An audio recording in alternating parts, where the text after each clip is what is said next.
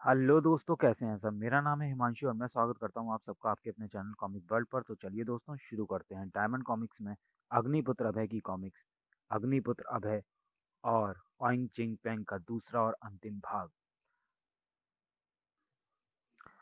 ये रहा हीरक के मित्र देश का भारत का झंडा। इस पर तो नाम भी लिखा है। अब मुझे वापस चलना चाहिए। अदृश्य अग्निपुत्र वापस अपने केबिन में आया और जब जहाज रुका तो सारे लोगों के साथ प्रकट रूप में अंटार्कटिका में उतर गया और थोड़ी देर बाद वहां अग्निपुत्र वैज्ञानिकों के साथ बातचीत कर रहा था। जब से 1952 में 12 देशों की अंटार्कटिका संधि हुई है, यहाँ पहली बार ऐसी घटनाएं हो रही हैं। जहाज से उतरने से पहले ही साइंटिस्ट गायब हो जाते हैं। और पिछले महीने तो कमाल हो गया। न्यूजीलैंड के 6 साइंटिस्ट अचानक ब्रेक पॉइंट पर जाकर गायब ही हो गए। उनके पैरों के नीचे से बर्फ में एक सुरंग का मुंह खुला और वह नीचे फिसलते चले गए। हमें बॉडी भी नहीं मिली उनकी। वैज्ञानिकों के साथ अग्निपुत्र ब्रेक पॉइंट पर खड़ा था। आप लोग देखना चाहते हैं कि बर्फ कैसे पिघलती है, तो ये देखिए। इसके साथ ही अग्निपुत्र के मुंह से निकली भयंकर आग की लपटें और बर्फ पिघलकर एक भयंकर बर्फीला तूफान चलने लगा। रोकिए, इसे रोकिए, प्लीज, नहीं तो प्रलय आ जाएगी। कौन है आप? और ये लोग ये आग अपने मुंह से कैसे निकाल लेते हैं? मैं हूं मानवता का रखवाला और इंसानियत के दुश्मनों का शत्रु अग्निपुत्र। आप इस तूफान को रोक सकते हैं। ये लीजिए। अग्निपुत्र ने तूफान को उल्टी दिशा में फूंकना शुरू कर दिया और देखते ही देखते तूफान थम गया। ओ ये क्या! सचमुच तूफान रुक गया। अग्निपुत्र ने तूफान को थोड़ी देर रोक कर छोड़ दिया। याद रखिए, हमें कभी प्रकृति के साथ खिलवाड़ नहीं करना चाहिए। अच्छा, ओके। और फिर अग्निपुत्र वहां से चल दिया। जैसे ही अग्निपुत्र वैज्ञानिकों से अलग हुआ, उसे चारों ओर से पेंगुइनों ने घेर लिया। दो बड़े बड़े एम्परर पेंगुइन अग्निपुत्र के बिल्कुल करीब आ गए। उनसे कुछ दूर पर छोटे छोटे एडली पेंगुइन भी थे। ये जरूरत से कुछ ज्यादा ही बड़े नजर आ रहे हैं। अरे, ये दोनों तो मेरी तरफ बढ़ते ही चले आ रहे हैं। लगभग 4-5 फीट की ऊंचाई वाले पेंगुइनों ने अग्निपुत्र को अपनी गिरफ्त में ले लिया। अग्निपुत्र ने सम को मुक्त किया। अरे अरे, ये क्या! पैरों के नीचे इंसानी हाथ! अग्निपुत्र ने उछलकर उनमें से एक को पकड़ लिया। ये क्या! गर्दन में मखमली हल के नीचे जिप, और उसकी जिप कमर से नीचे तक खोल दी, जिसके अंदर था एक छोटे कद का सुगठित आदमी। देखते ही देखते अग्निपुत्र ने उसका पेंगुइन वाला सूट उतार फेंका। 40 डिग्री तापमान पर उसका शरीर थर थर कांपता हुआ नीला पड़ने लगा था। उसकी गर्दन अग्निपुत्र के हाथ में थी। किसने भेजा है तुम्हें? मुझे आइंचिक। इससे पहले कि वो अपना वाक्य समाप्त करता, उसका शरीर अकड़ चुका था। ओह, ये तो भगवान को प्यारा हो गया। और ये छोटा सा पेंगुइन लगातार मुझे देख रहा है। इसी को पकड़ता हूँ। जैसे ही अग्निपुत्र उसकी तरफ बढ़ा, वह पलट कर भागा। लेकिन अग्निपुत्र ने हवा की गति से उसे पकड़ लिया। है तो ये छोटी किस्म का एडली पेंगुइन, लेकिन पेंगुइन कभी भागते नहीं। ये भी कोई चाल! अरे ये क्या! गरम लोहा पिघल कर अग्निपुत्र के हाथ में आ गया। अच्छा, तो ये भी कोई मशीन है जो मेरे छूने से पिघलने लगी। अगले ही क्षणों से तरंग का स्रोत ज्ञात हो गया। ऑइन चिंग पेंग का अड्डा वहां से 500 किलोमीटर दूर था। अरे ये क्या! आंखों की जगह लेंस! वाह! प्रकाश किरण के रास्ते से मेरी अग्नि कीट स्रोत तक जा सकेंगे। अग्नि कीटों, लेंस से जुड़ी विद्युत तरंगों का मार्ग पता लगाकर आओ। उधर अपने कक्ष में ऑइन चिंग पेंग ने अग्निपुत्र का निर्देश सुना, जो उसने अग्नि कीटों को दिया था। ये तो हमारा राज जानने की कोशिश कर रहा है फ्लूका। इसे खत्म कर दिया जाए। Okay boss. अग्निपुत्र बर्फीले मैदान में खड़ा आगे का कार्यक्रम सोच ही रहा था कि सामने से एक स्कीडू तेजी से उसकी ओर आया। अचानक पीछे वाले सवार ने AK-9 ए राइफल से अग्निपुत्र पर गोलियां दागनी शुरू कर दी। ढा ढा ढा! कमाल है, गोलियां उस तक पहुंच ही नहीं रही। इससे पहले कि वह आगे बोल पाता, अग्निपुत्र ने अपनी फूंक से स्कीडू को हवा में उड़ा दिया। स्कीडू मतलब अंटार्कटिका में बर्फ पर चलने वाला विशेष तरह का स्कूटर। नीचे गिरते ही उसके सवारों और स्कूटर के परखच्चे उड़ गए।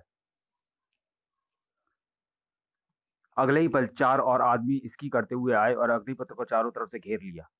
तभी एक आदमी ने अपनी स्की वाले लंबे डंडे को अग्निपुत्र की ओर किया। अच्छा बेटे, तो तुम भी हाथ आजमा लो। उसका डंडा ऊपर उठा और उसमें से भी गोलियां निकलने लगी। ढा ढा! अग्निपुत्र ने अग्नि चक्र को उल्टा घुमा दिया था। गोलियां उल्टे घूमते चक्र में चिपकने लगी। स्की करने वाले भौचक्के होकर देख रहे थे। तभी अग्निपुत्र ने बिजली की फुर्ती से दंडाटा का पैतरा चक्रवात चला दिया। धार! और देखते ही देखते चारों स्की वाले धराशायी हो गए। यह आदमी तो वाकई खतरनाक है। स्नोमैन को भेजो। और अगले ही क्षण अग्निपुत्र का हाथ स्नोमैन के हाथ में था। उसने अग्निपुत्र को हवा में उछाल दिया। अरे ये क्या! ये तो नीचे आई नहीं। कमाल है, ये तो चील की तरह उड़ रहा है। उसी के साथ अग्निपुत्र बिजली की गति से स्नोमैन के ऊपर आया और उसकी गर्दन पकड़ ली और उसे आकाश में ले उड़ा। अब तू भी अपनी मौत के लिए तैयार हो जा सफेद रीछ। और लगभग 200 फीट की ऊंचाई पर ले जाकर उसे छोड़ दिया। नीचे आते ही स्नोमैन के परखच्चे उड़ गए। इतनी ताकत, इतनी शक्तियां, यकीन नहीं होता। हम खुद जाएंगे इससे लड़ने। और पलक झपकते ही ऑन चिंग पेंग अपने आइस मूवर पर सवार होकर अग्निपुत्र की तरफ बढ़ रहा था। अच्छा, तो तू अपने बिल से बाहर निकल ही आया चूहे। तुझे खुश होना चाहिए लड़के, तुझे मारने हम खुद आए हैं। कौन किसे मारता है ये तो वक्त ही बताएगा। फिलहाल अपनी इस मशीन को संभाल। इसी के साथ अग्निपुत्र ने आइस मूवर के पेट्रोल टैंक का ढक्कन खोला और उसे अपने मुंह में लगा दिया। देखते ही देखते उसने सारा डीजल पी लिया। आइस मूवर बेकार हो चुका था। खतरा देखते ही ओइन चिंग पेंग ने अपने हाथ की अंगूठी को बटन की तरफ दबाया। देखते ही देखते वह आंखों से ओझल हो गया। अग्निपुत्र भी उसकी तरंगों के रास्ते उसके पीछे हो लिया। वापस अपने हेडक्वार्टर में ओइन चिंग पेंग, इस आदमी के लिए मुझे अपनी विशेष वैज्ञानिक शक्तियों का प्रयोग करना होगा। मैंने तो आपको पहले ही बताया था कमांडर कि अग्निपुत्र हमारे लिए बहुत बड़ा खतरा साबित हो सकता है। ऑइन चिंग पेंग ने भी कच्चे खोलियां नहीं खेलियां कवाचा। देखो अब मैं क्या करता हूँ। सॉरी। तभी अग्निपुत्र की आकृति ऑइन चिंग पेंग की भूमिगत सुरंग में उभरी। Fluka, man machine squad. Okay boss. अगले ही क्षण 4 दैत्याकार रोबोकॉप्स अग्निपुत्र को चारों ओर से घेर लिया। जैसे ही पहला आदमी अग्निपुत्र की ओर बढ़ा, अग्निपुत्र ने दंडाठा के पैतरे आजमा लिए, लेकिन ये क्या, इन पर तो कोई असर नहीं हुआ। इसका मतलब ये भी वैज्ञानिक करामात है। इसके सिग्नल फ्रीज करता हूँ। अग्निपुत्र ने हवा में एक हाथ से एक रेखा बनाई, लेकिन कोई असर नहीं। रोबोकॉप्स ने अग्निपुत्र को अपनी गिरफ्त में ले लिया। इसका मतलब यह है कि ये सेल्फ प्रोग्राम अर्थात आंतरिक रूप से निर्धारित कार्यक्रम से चल रहा है। जो ही चारों मशीन मैन आगे बढ़े, अग्निपुत्र की नजर टायर के निशान पर पड़ी। यह अभय की मोटररों के ही टायरों के निशान थे, लेकिन आगे की ओर घसीटे हुए। इसका मतलब है कि अभय को यहीं कहीं होना चाहिए। रोबोकॉप्स उसको लेकर जहां पहुंचे, वहां अभय की मोटररों पड़ी थी। अग्निपुत्र ने एक बार फिर त्योरियां चढ़ाई। उसकी आंखों से नीली ज्वाला निकलने लगी और देखते ही देखते ऑइन चिंग पेंग के मशीनी दरिंदे भस्म हो गए। उनसे मुक्त होते ही अग्निपुत्र ने मोटोरॉप पर हाथ रखा। उसका स्पर्श पाते ही मोटोरॉप के कंप्यूटर का मदरबोर्ड हरकत में आ गया। अग्निपुत्र ने उसे सीधा खड़ा किया। Thank you Agniputra. तुम्हारा ये हाल कैसे हुआ? अभय कहाँ है? हम लोग जब समुद्र में पानी में थे तो एक अत्यंत शक्तिशाली चुंबक ने हमें नीचे खींच लिया था। उसी के प्रभाव से मेरा कंप्यूटर भी फेल हो गया था। अभय का क्या हुआ मैं नहीं जानती। रानी, तुम्हारे ठीक होने का मतलब है कि वह चुंबकीय शक्तियां बेकार हो चुकी है। अग्निपुत्र मोटरऑप पर बैठकर आगे बढ़ा। ब्यूटीफुल। इस गाड़ी का वाकई जवाब नहीं है। इसे पंचर करता हूँ। ये दबाया मैंने पीला बटन और अग्निपुत्र के आगे वाली जमीन से पैनी कीलें उभरने लगी। अग्निपुत्र चौंक उठा। अरे ये क्या? अचानक ये कीलें कहां से निकल आई? चिंता मत करो अग्निपुत्र, ये लो। मोटरऑप के दोनों पहियों के नीचे से टेलीस्कोपिक पांव निकले और वह कीलों भरे रास्ते पर पैदल चलने लगी। जैसे ही अग्निपुत्र कुछ और आगे बढ़ा, उसके सामने प्रकट हुआ ऑइन चिंग पैंग। इससे पहले कि मैं तुमसे कोई और बात करूं, पता अभय कहाँ है? ओह अभय, उसके बारे में तो तभी बताऊंगा जब तुम्हें मेरी शर्तें स्वीकार हों। बोलो, मेरे लिए काम करोगे? अग्निपुत्र के हाथ में अग्निचक्र प्रविष्ट हुआ। पहले मैं तेरा ही काम तमाम करता हूँ, ये ले। अग्निपुत्र के हाथ से चक्र छूटा ऑइन चिंग पैंग की तरफ, मगर ये क्या? चक्र ऑन चिंग पेंग को बगैर कोई नुकसान पहुंचाए उसके बीच से गुजर गया। अग्निपुत्र के दाईं ओर से एक आवाज आई। यह मैं नहीं बल्कि हवा और रंगों से बना हुआ मेरा बिंब है। मैं इधर हूँ। अग्निपुत्र दाईं ओर घूम गया। उसके सामने एक लंबी सुरंग थी जिसके अंत में खड़ा था ऑइन चिंग पेंग। उसके ऊपर सूर्य की किरणों जैसा प्रकाश पड़ रहा था। जैसे ही अग्निपुत्र उसकी ओर बढ़ा, उसके आश्चर्य का ठिकाना ना रहा। सुरंग गायब हो चुकी थी। उसके स्थान पर थी सिर्फ आईने जैसी दीवार की गोलाई, जिसमें अग्निपुत्र के सैकड़ों बिंब झलक रहे थे। तभी ऑइन चिंग पेंग की आवाज गूंजी। बौखला गए ना चारों तरफ अपनी छवि देखकर? तुम इस वक्त हमारे 3 डायमेंशन हॉल में हो। हिम्मत है तो सामने आकर बात कर कायर। तभी अचानक एक आईना धुंधला पड़ा और उस पर एक बार फिर ऑइन चिंग पेंग की तस्वीर थी। इसके इससे पहले कि मैं दोबारा सामने आऊं, तुम मेरा जलवा अच्छी तरह से देख लो अग्निपुत्र। अब अब हम तुम्हें अपनी दुनिया की सैर कराते हैं। ये देखो, सैकड़ों मीलों में फैला हमारा हेडक्वार्टर एरिया, लेबोरेटरीज और फैक्ट्रियां। चारों तरफ लेबोरेटरियां नजर आ रही थी और सीन बदलते जा रहे थे। तुम यही जानना चाहते हो ना कि हमने यहाँ अपना हेडक्वार्टर क्यों बनाया? तो जनाब, यही वह जगह है जहाँ कभी आकाश से वह उल्कापिंड गिरे थे, जिनमें था सोना और हीरे ही हीरे। ये देखो। सोना यहाँ खानों में से नहीं बल्कि चट्टानों के रूप में मिलता है। ये देखो, इसे शुद्ध करने की आवश्यकता ही नहीं है। और इसी के बल पर हमने दुनिया के बड़े से बड़े हजारों साइंटिस्ट खरीदे हैं। और मैं बन चुका हूँ संसार का पहला चक्रवर्ती सम्राट। चोटी के हजारों साइंसदानों को अपना गुलाम बनाकर मैंने अपनी कल्पना को साकार किया है। हमें नखरे दिखाने वाले इस दुनिया में नहीं रहते। ये देखो, हमारे विकसित विज्ञान का एक छोटा सा नमूना। मेरी प्रयोगशाला में निर्मित यह कृत्रिम मानव शिशु अब यह उसी तरह बड़ा होगा जैसे हम चाहेंगे। यह है वह मशीन, मैन मशीन्स। ऊपर से आदमी दिखते हैं लेकिन अंदर से सेल्फ प्रोग्राम रोबोज हैं, जिनके ऊपर इंसानी खाल और चेहरा है। ये तो डेथॉल बनाता था। हाँ, बिल्कुल ठीक। डेथॉल से फंडारा के पास, और अब यह फॉर्मूला मेरे पास है। संसार के हर देश के मुख्यालयों में ये कर्मचारियों के रूप में काम करते हैं। यानी तुम इन्हें रिमोट कंट्रोल मानव बम्बों की तरह इस्तेमाल करते हो। आप समझ में आया। दिए गए टाइम पर बिल्डिंगें कैसे उड़ती हैं। बिल्कुल ठीक। मेरे सामने दुनिया की सारी सुरक्षा फेल हो जाती है अग्निपुत्र। जल्द ही सारी दुनिया मेरी मुट्ठी में होगी और मैं सारी दुनिया का पहला सम्राट। तेरा यह सपना कभी पूरा नहीं होगा मूर्ख। एक बार फिर ऑइन चिंग पेंग का बिंब अग्निपुत्र के सामने था। इतना गर्म होने से पहले ये सर्द मंजर भी देख लो। अग्निपुत्र की आंखों ने जो देखा उसे देखकर उसके रोंगटे खड़े हो गए। एक शीशे में उभरी सूखी बर्फ की वह सिल, जिसके अंदर अभय जमा हुआ था। पहचाना? इस सूखी बर्फ के बीच सो रहा है 70 डिग्री तापमान पर आइसक्रीम बना हुआ तुम्हारा दोस्त अभय। ओह, तो तूने इसे मार डाला? नहीं दोस्त नहीं, ये तो हमारी साइंस का कमाल है। इसे सुपर हाइबरनेशन कहते हैं। इसमें आदमी को अचेत अवस्था में हजारों साल जिंदा रखा जा सकता है। इससे तुम्हें क्या फायदा होगा? यह सब तो तुम्हें बुलाने के लिए किया था। तुम हमारी बात मान लो, हम इसे फिर से सामान्य बना देंगे। कभी नहीं। मेरा जन्म मानवता के दुश्मनों को सर्वनाश करने के लिए हुआ है, उनका साथ देने के लिए नहीं। तो ये ले। इसी के साथ अग्निपुत्र पर मानव रक्त टपकने लगा, जिसके शरीर से लगते ही अग्निपुत्र अपवित्र होने के कारण निढाल होकर वहीं पर बैठ गया। अचानक ऑइन चिंग पेंग ने ताली बजाई और वहां उपस्थित हो गया एक किलर गार्ड। इसके टुकड़े करके मेरी सील मछलियों को डाल दो। चमचमाती तलवार से किलर गार्ड ने अग्निपुत्र के टुकड़े कर डाले, और इस तरह ऑइन चिंग पेंग को अपने सबसे बड़े शत्रु से मुक्ति मिल गई।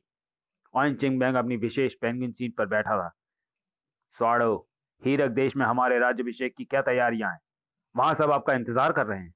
हमारे गार्ड्स वहां हर तरफ मुस्तैदी से तैनात हैं। तो वहां पहुंचने की तैयारियां की जाएं।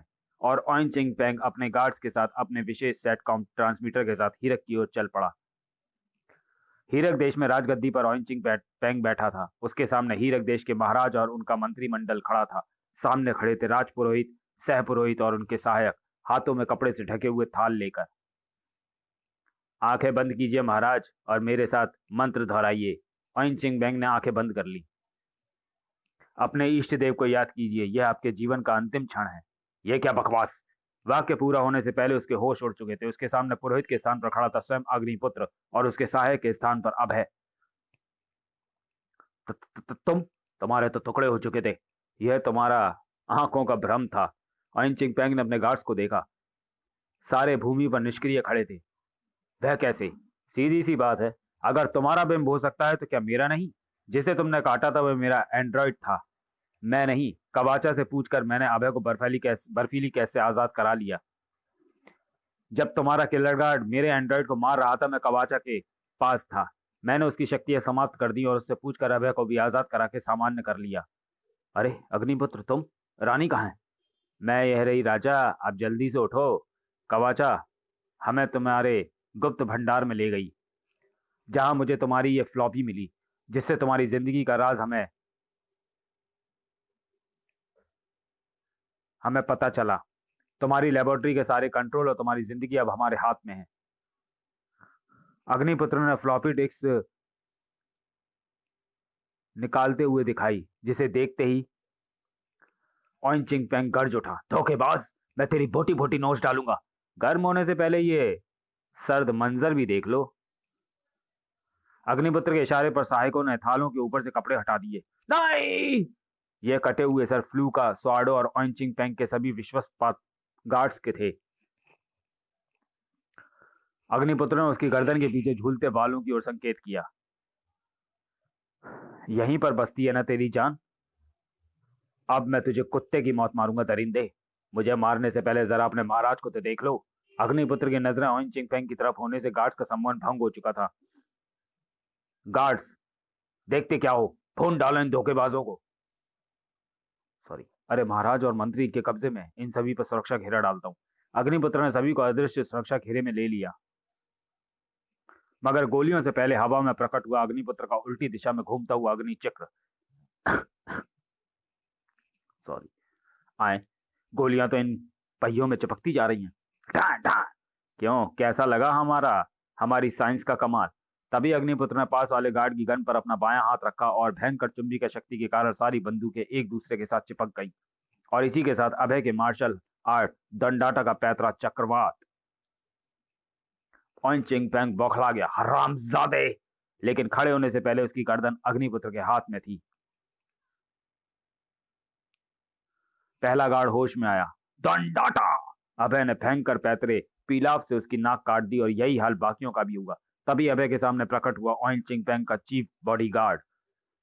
ले, तू भी संभाल मेरा फ्लाइंग पंक्चर। चीफ गार्ड के धराशायी होने के साथ ही अभय ने अपनी मोटोरोक के पैनल पर स्ट्रेंगलर स्प्रिंग बटन दबा दिया। स्ट्रेंगलर्स ने सभी के हाथ पांव जकड़ दिए। हे विश्व सम्राट, आपका खेल खत्म हो चुका है। बोलिए, आपके साथ क्या सलूक किया जाए? मार दिया जाए या छोड़ दिया जाए? मुझे मत मारो, मैं तुमसे रहम की भीख मांगता हूं। तो हमारी भी शर्त सुन ले। तू अपने सेटकॉम ट्रांसमिशन सिस्टम पर दुनिया के सामने आत्मसमर्पण करेगा। मुझे मंजूर है।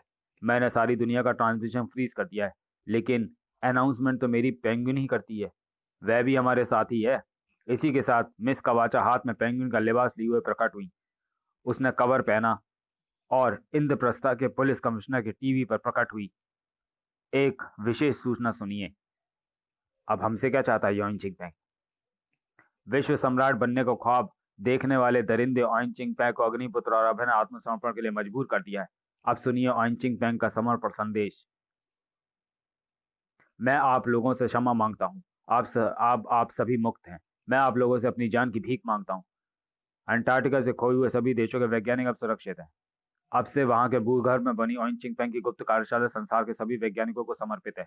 शर्त यह है कि वहां कोई प्रदूषण न फैला जाए। धन्यवाद। तू जिंदा रहना चाहता है ना? तो अब मैं तेरा आकार घटाकर तुझे इस अंगूठी में बंद करता हूँ।